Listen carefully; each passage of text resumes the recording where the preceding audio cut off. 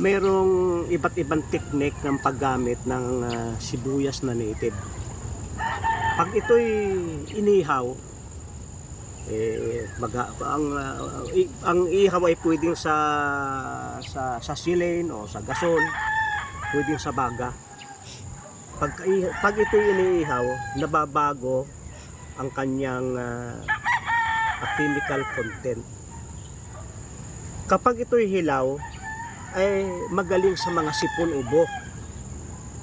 Pero pag inihaw na, magaling sa trangkaso. Lalo kung sasamahan ng kalamansi at ng salay. Yung amoy ng sibuyas na inihaw na salay at inihaw na kalamansi, iba kaysa amoy ng hilaw. Yun ay itong kakatasin. Pangkatas ay yung katas ng kalamansi. Yun yung pamparami ng katas kasi walang gaanong katas. Yung sibuyas saka yung salay, dadagdagan ng inihaw na kalamansi.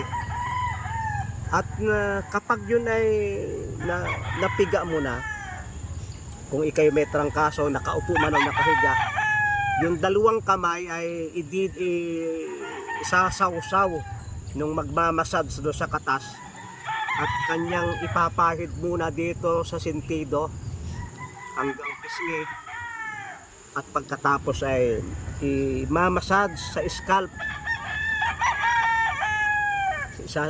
Yun ay maaamoy ng tao.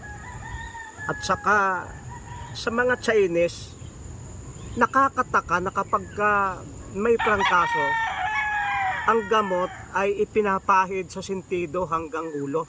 Humihimpil yung mataas na lagnat. Kaya't na mga kaibigan, kayo ay mag-aral magtanim ng sibuyas. Ipakikita ko sa inyo yung tanim kong sibuyas na pwede nyong gayahin. Yan ang aking sibuyas.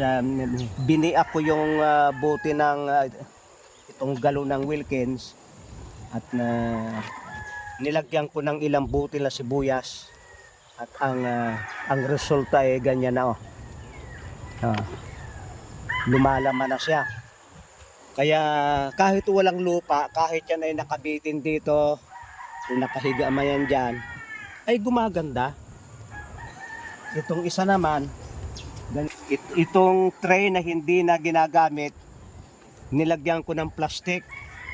Dahil pag wala, mahuhulog yung mga lupa doon sa baba. Ay yung baba ay kanyan, asula at duckweed. At itong plastic ang maghuhold ng tubig. Hindi baling basang-basa yan, wag lang maabot yung panang laman. Hindi yan mabubulok. Ay bagong tanim lang ito, ilang araw lang ay maganda na. Kaya kung kayo ay mapagmahal sa halaman, kaya mahilig mag-garden, nagiging issue ngayon yung price ng sibuyas.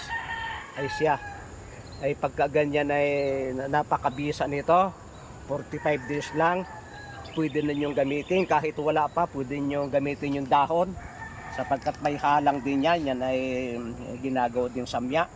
Hindi kinakailangang maalipin tayo ng mahal na presyo ng sibuyas, sapagkat ang sibuyas ay napakadaling itanim. Kahit yan ay native, kahit yan ay yung sibuyas Bombay, yung malalaki, ay madaling itanim. Kaya alalahanin ninyo, ngayon ay panahon ng trangkaso, malimit dumalaw ang pandemic. Ang pandemic, ang laging epekto'y lagnat at trangkaso. Ang inihaw na sibuyas sa Tagalog at na inihaw na salay, saka inihaw na kalamansi, pag pinagsama-sama, minasad sa ulo, ay nagagamot ang trangkaso. Maraming salamat sa inyong pagsubaybay sa Natural Wellness si Pastor Vito.